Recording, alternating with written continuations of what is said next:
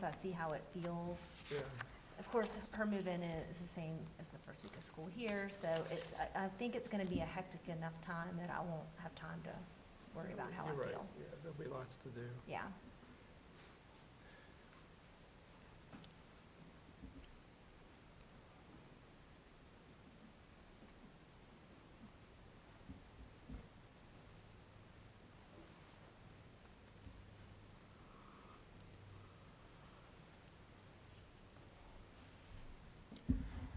The meeting of the Middlesex County School Board will now come to order. Please stand and join me for the Pledge of Allegiance. I pledge allegiance to the flag of the United States of America and to the republic for which it stands, one nation under God, indivisible, with liberty and justice for all. Thank you, and you may be seated. Are there any additions, colleagues, or corrections to the agenda? Seeing none, may I have a motion to approve the agenda as presented? So moved. Second. It's been moved and seconded. All in favor say aye. Aye. Opposed? Motion carries. The following are public announcements of upcoming Middlesex County Public School events and dates of interest. August the 11th to the 13th are teacher work days. August the 14th, we are closed. That's this Friday. August the 17th is a teacher workday in preparation for August the 18th, the first day of school. On September 4th and the 7th, we're closed to celebrate Labor Day. And on the 14th, we will meet again here for the next school board meeting at 6:30 p.m. We will now begin the public comment period. Any sign-ups? Do we have anybody for the public comment period? Looks like we do. I crossed it off because I signed it before I read. Thank you.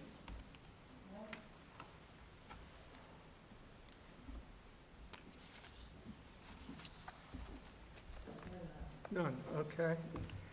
The public comment period is closed.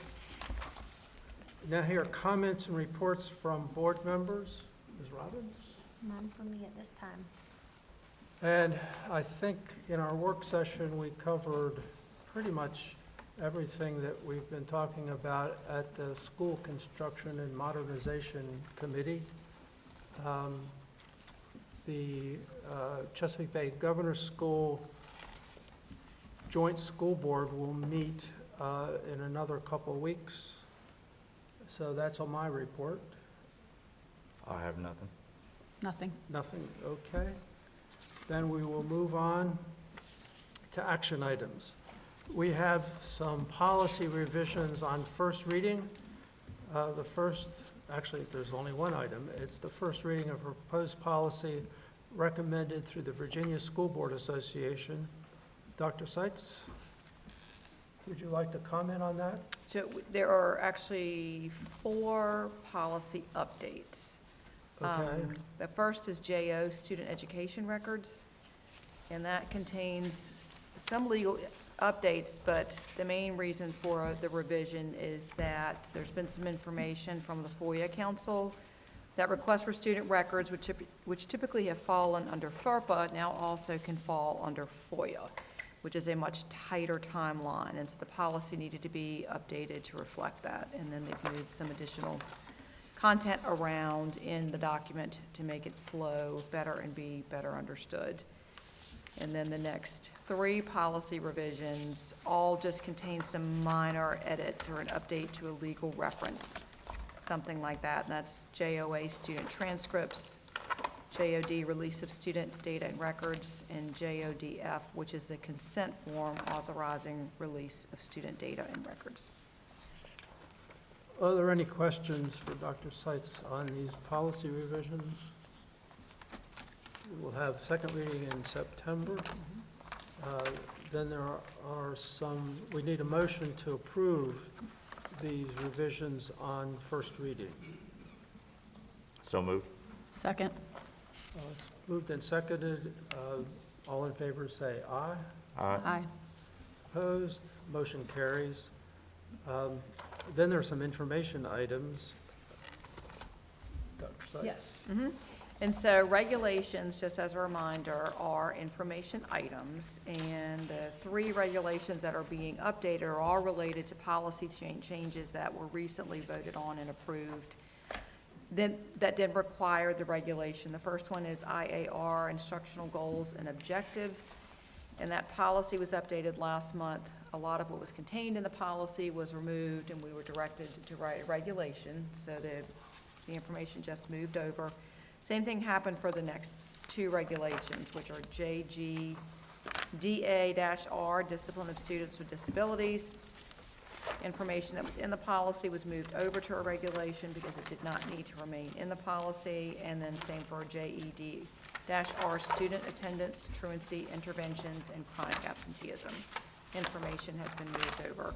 And so that policy was, Dr. Bishop worked on the regulation update or change. It has been reviewed by the truancy officer, and the discipline of students with disabilities was also reviewed by our director of special education to ensure that the regulations kept us in compliance. And so those are the regulations that I bring to you for information, but I'm happy to answer any questions if you have any questions on them. Are there any questions on these regulations? Was there any major changes? No. Okay, that's what I kind of figured. No, it's just a movement of items to a different area. All right, thank you, Dr. Seitz. And now, I think you will give us an update on the strategic plan. Yes, that is correct. And we do have some slides for the strategic plan. I'll let Mr. Dunkel get those up. You do have those slides in your packet, because I recognize that it can be difficult to see the board over there. Or over here. All right, perfect. All right, and so we, being our administrative team, including principals, directors, specialists, meet as soon as school is out. We review our priorities and that we've accomplished for the year, and then work on what those updates need to be going into the 26, 27 year. So I'll highlight those here. You also have another separate document that's got a little bit more information within your packet. And so the first one we start with is deeper learning.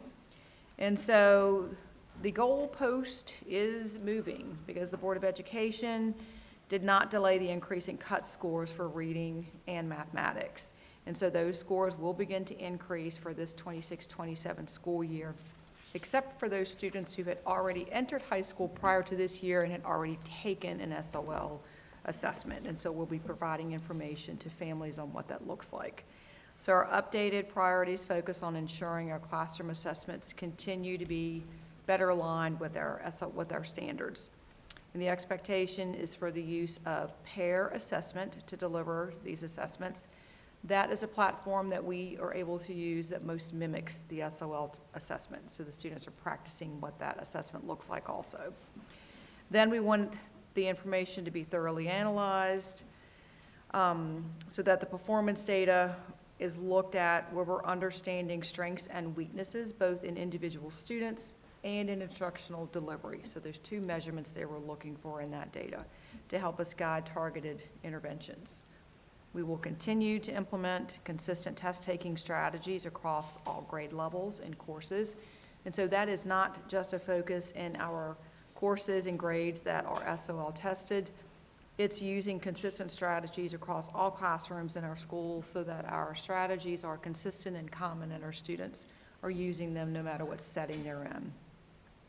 And we will promote standard-driven instruction through the use of high-quality instructional materials and active learning. And so last year we implemented our HQIM, so those are the resources that were vetted and purchased for our classroom instruction. So we had successful implementation, and we also learned that we cannot completely depend on them to provide everything our students need to learn those standards. And so staff need to continue to know and understand their standards and use strategies that engage all of their students in active learning. And they are being provided professional development on that already for this year. When we look at positive learning environment. Our focus will be moving from observation. If you remember last year, I gave a report on the number of observations that our administrators were completing in the classroom. And so we're moving, the observations will still occur, but our work will be now on coaching and providing timely, actionable feedback through what we're collecting in those collaborative walkthroughs. And so our administrators and instructional specialists have already begun this training. We were able to bring in Chris Jones with the Virginia Association for Teaching, Learning, and Leading. He was with us all day, specifically focusing on the elementary and middle school, because that's where we had or identified for targeted assisted support, and so grant funding supports that, and we will be spending lots of times in classrooms gathering information and providing that detailed feedback to our teachers. We'll also continue to strengthen vertical alignment so that students experience consistent expectations from one grade level to the next. We want our teachers to understand what students are expected to learn in the grade below and what they will need to know for the next grade and course that they are going to for the next year. And then finally, we'll make even greater use of student data to refine instruction, ensuring every instructional decision is informed by evidence and focused on improving student outcomes. For our third objective, capacity building, our focus is on building the capacity of every educator, because we know that when our staff grows, our students also grow. We'll expand professional growth opportunities through structured peer observations and shared learning so that teachers can learn from one another. We have already revamped our mentorship program with clearer expectations, enhanced mentor training, and dedicated support. And this has been one of the key responsibilities of Mrs. Lewis, who has assumed this in her new role of Director of Compass Academy. This was a passion of hers also and a need for us, and so she's been working already very strongly with our new members who have joined our staff. And then finally, we'll provide targeted professional learning pathways that meet teachers where they are in their careers. And so our goal in that area is simple, in that every staff member deserves the opportunity to achieve a year of professional growth every year. That's not just for new teachers, that is for all of our staff, and the growth that we expect that they can have and earn for a year. And then our fourth and final objective for community engagement priorities. Our goal is to continue to strengthen the connection between our schools and the community that we serve. We'll expand our Harbor Lights program that we introduced last year in order to recognize more of the volunteers and community partners who make a difference in our schools, and we'll lean on our staff to help us identify these partners also, because oftentimes there's a lot of collaboration and partnerships going on in the classroom, and we may not see that outside of that specific classroom or building. And so we're going to lean on our staff to help us make those recognitions also. We'll continue increasing awareness of school events and celebrations through targeted communication and social media so that our community stays informed and engaged.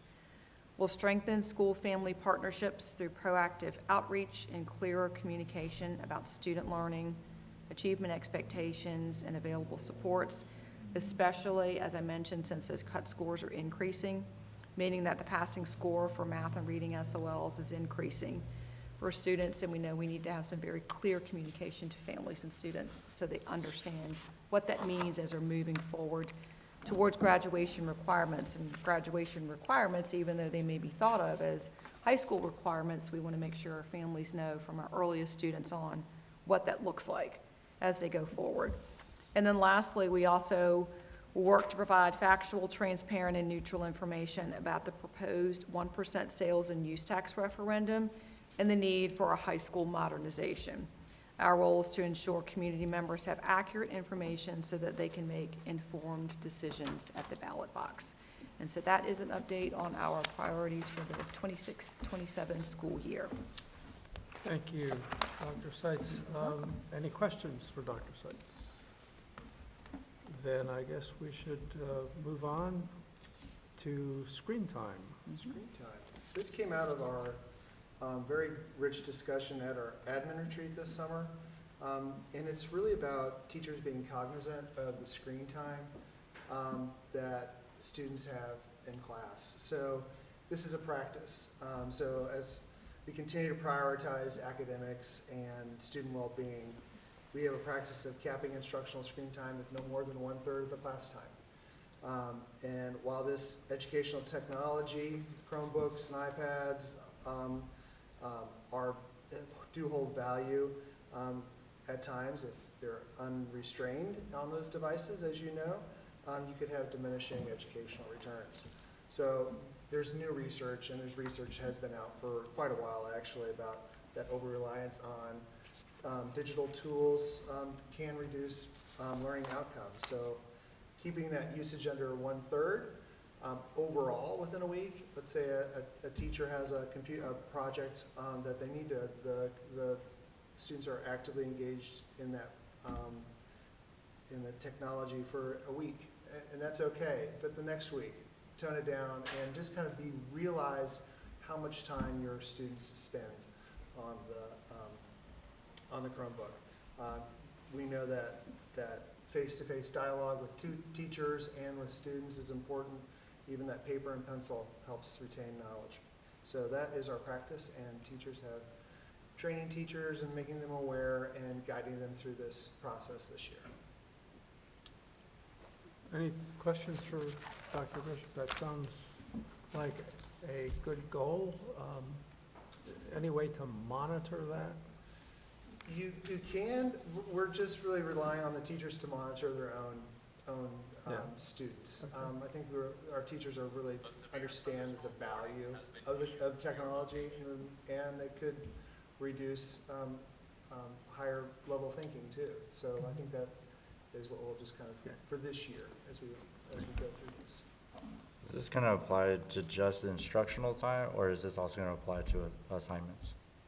Instructional time. Okay. So 1/3 of the instructional time. So if you have a 60-minute class, 20 minutes should be, on the computer, no more than that. Yeah, even with high tech, like CTE classes, they may be on the computer the entire class Yeah. period. And we recognize that, but after about 20 minutes, take a break, maybe do something different. Just understanding that is important for our learning too as adults. We have to disengage with technology as well, and just teaching students that process. Thank you. And then we will also hear from Dr. Bishop about this year's professional development. And you will see that this really aligns with Dr. Seitz's presentation on our priorities. So it's kind of doing the same thing. So the next, so it's the professional development plan. We pass this And down to then- Dr. oh, Bishop. thanks. Yep. Thanks, Thank you.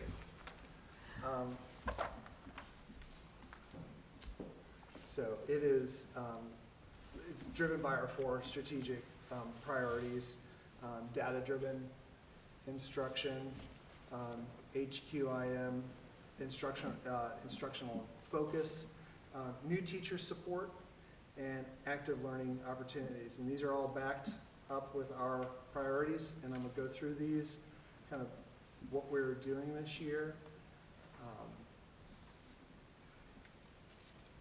So, as Dr. Seitz pointed out, Chris Jones from Battle is providing our administrators and instructional leaders with this training. And this is part of the TSI grant. So this is for St. Clair Walker and MES. However, high schools will benefit from this as we continue this process of coaching our teachers with actionable feedback to improve instruction. Another part is active learning and engagement. Overall, we'll provide professional development for our teachers to use active learning strategies, and they'll document 4 new total participation techniques or active learning strategies over the course of the year, and we will provide them with the tools and the support. We have Daniel Bigan from ODU. He'll lead professional development on September 28th. And to provide tools that actively engage learners and build critical thinking. And we also have TPT, we call it TPT, Total Participation Techniques, and these are we'll have small groups and focus groups to look at that book and implement those in the school. Another part is HQIM. The school board has made a considerable investment in HQIM, high-quality instructional materials. To that end, there will be continued training to use these effectively. HQIM is one piece to improve student achievement, but we also are looking at how to use the HQIM to shore up student learning. And our HQIM is Kitim and Math Space, Bookworms and EL, and then we have 5 Ponds Press as well. And specialized workshops. The Math Innovation Workshop began this summer for math teachers and will continue out throughout the year. And we also adopted environmental literacy plan a couple of years ago, and science teachers were trained actually today by Robin Diddlake from the Friends of the Rappahannock. So that was those are meaningful watershed educational experience. Any outdoor kind of activities that students think about environment. We're also throughout this year, or this week, we have Google and AI tools. Teachers will receive training on these things to make their lives effective and also to provide opportunities to improve their educational practice. And in terms of data and assessment, we use PAIR. And PAIR is going to be, we'll have some training later this year. We also had training yesterday to look at data as we create quizzes and we analyze these data. And then we have the last piece of this puzzle is the high leverage practices. Kathleen Velez is working with TTAC to look at specially designed instruction for our students in the collaborative class. But those specially designed instruction, those ways to provide instruction that's different, helps all students learn. And that is our professional development plan for 26-27. And thank you, Dr. Bishop. Any questions? Then I guess we'll move on to the instructional report. And just quickly, what the high school and the middle school have done this year is to create our grade books that are very consistent across classes. So 90% of the overall grade measures the direct evidence of learning, and to summative assessments like tests, larger essays and major projects, and then part of that 30% is quizzes, labs, short essays. Those are the bulk of the grading. And then the remaining 10% is progress grades. Those are like exit cards and do nows and short formative assessments. Those are not just, they're not compliance grades. They're trying to still measure student learning. I think that if we have all our, from grade 6 through 12, consistent grading practices, that I can go from one class to the next class, and as a student, I understand how I am graded. And so we're working on that this year. And this does not include dual enrollment classes, because that's a whole different ballgame. So that is our consistent grading practices for this year that we're implementing. Questions? All right, then thank you, Dr. Bishop, for that comprehensive report. Dr. Seitz, do you have a report? A very brief report. Our open house is this Thursday, August 13th, from 4 to 7 p.m., and that takes place at all 3 of our schools. And then, as you shared, the first day of school is Tuesday, August 18th. And then lastly, I will let you know that we will have a student representative joining us beginning in September for our school board meetings. Mrs. Fleet will put out applications when the students return to school next week, and then they will be able to identify a student who will be joining us at our school board meetings in the future. And so, brief report this evening. I'd say that the bar is pretty high based upon the students that we've had so far. Pressure's on. So then let's hear if we have any old business. Any old business? Any new business? I hear none. So then, pursuant to the Code of Virginia, the board will go into closed session to discuss personnel matters, student matters, and legal matters. May I have a motion to go into closed session? So moved. Second. All in favor say aye. Aye. We are now in closed session.